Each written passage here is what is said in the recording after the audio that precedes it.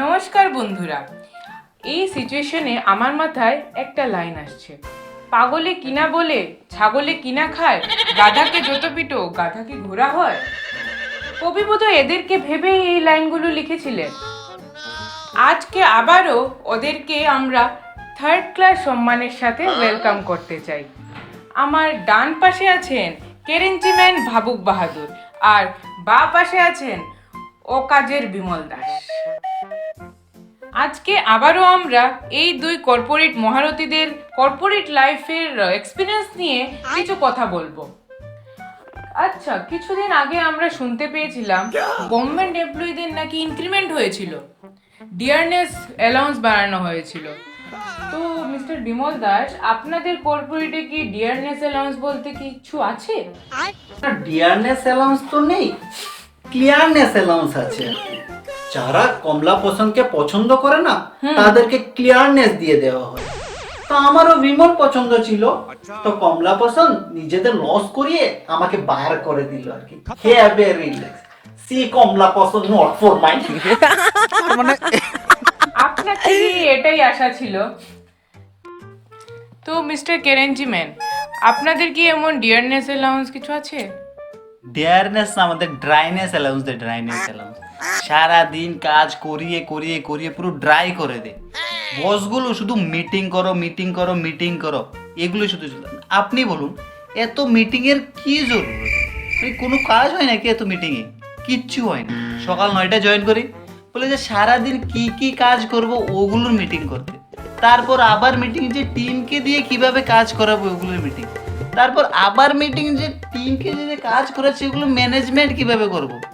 তারপর আবার ভেন্ডরের সাথে মিটিং, তারপর আবার ওই কাজগুলোর ফলো আপ মিটিং। এভাবে সারাদিন চলে যায়। সন্ধ্যায় আবার আমরা মিটিং করে যে সকালে যে কাজগুলো দিয়েছে ওইগুলি কিভাবে সারাদিন করতে পারেনি সেগুলি আবার কালকের দিনের মিটিংয়ে ডিসকাস করব। ওই দিনের মিটিংয়ের এজেন্ডা ছিল আমাদের যে কেন আমরা টাইম পাচ্ছি না কাজ করার জন্য। শুধু সারাদিন যদি মিটিং করে টাইম কখন পাবো কাজ করার জন্য?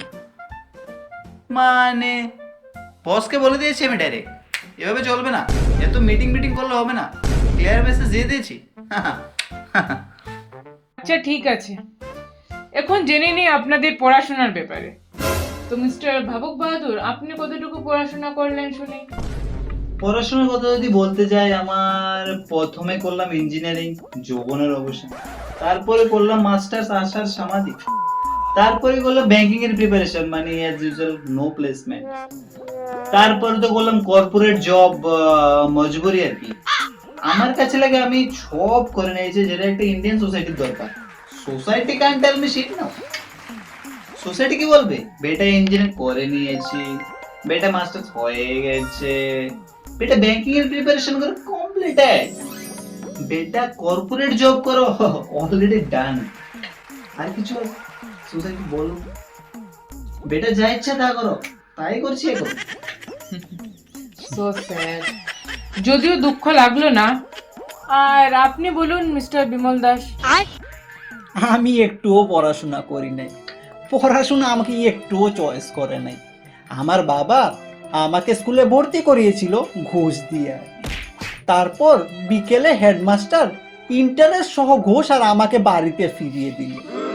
তারপর ওই টাকাটাই কমলা পছন্দে ইনভেস্ট করলো, তো চাকরিটা পেলাম আর কি। Have a relax. হ্যাঁ হ্যাঁ, আপনাকে দিয়ে এটাই আশা করা যায়। জানেন আপনি, কর্পোরেটে আসার আগে বিটেকে 45টা সাবজেক্ট পড়েছিলাম, 45টা। বিটেকে তো 40টা থাকে না? ফিল করেছে অভি।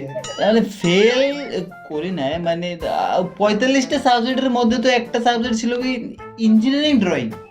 আমি আজ অব্দি বুঝতে পারিনি ওই ইঞ্জিনিয়ারিং ড্রয়িং আমার জীবনে কি করেছে, কি এফেক্টে আছে। ইঞ্জিনিয়ারিং ড্রয়িং এ এত বড় বড় ড্রাফটার নিয়ে যেতাম, এভাবে এভাবে ড্রয়িং করতাম, এভাবে এভাবে সেম। এখন ওই ড্রাফটার দিয়ে বাড়িতে এভাবে এভাবে ঘর সাফ করি। কি করছি বিটে। আর জানেন, আমার কাজের এফিসিয়েন্সি দেখে আমার টিম আমাকে একটা ভালো টিমে, মানে আমার কোম্পানি একটা ভালো টিমে আমাকে প্রমোট করেছিল আর কি। কোন টিমে প্রমোট করলো? ওই নাইট শিফটের টিমে। ওর তো অনেক রেসপন্সিবল কাম থাকে।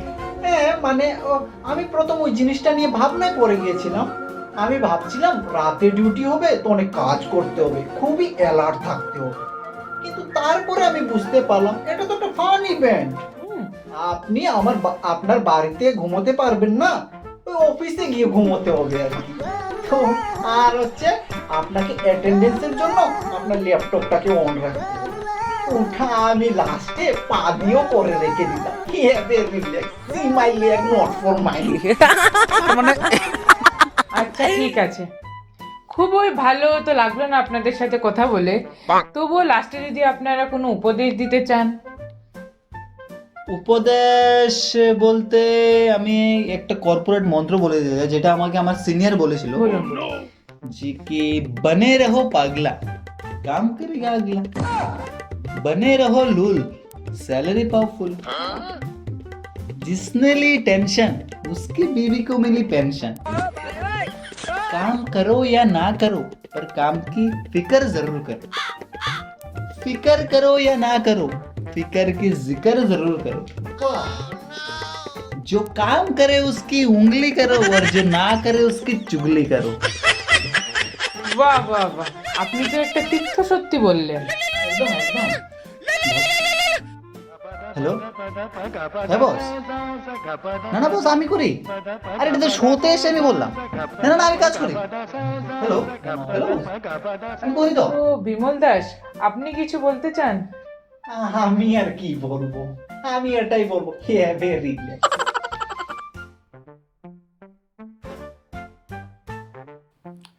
তো বন্ধুরা, আমি আশা করছি এদের এক্সপিরিয়েন্স যাতে কেউ নিজের লাইফে না লাগায়। কেমন লাগলো আমাদের শোটা নিশ্চয়ই কমেন্ট করে জানাবেন। আরও যদি এমন মহাতিদেরকে দেখতে চান তাহলে দেখতে থাকুন আমাদের শো। লাইক শেয়ার সাবস্ক্রাইব করতে ভুলবেন না। নমস্কার।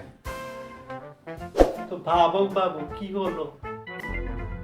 বস আমাকে ক্লিয়ার মেসেজ দিয়ে দিয়েছে, চাকরিটা গেল। Many months later. চারিদিকটা কি ওয়াও না? আরে আমার পেছনে তো কেউ বসে আছে, চলুন দেখি কে আছে এখানে।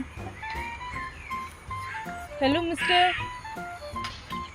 আরে এটা তো মিস্টার ভাবুক বাবু, আপনি কি করছেন এখানে? গোবরের গন্ধ শুনছেন? আপনি তো না, যার জন্য আমার জব চলে গিয়েছিল।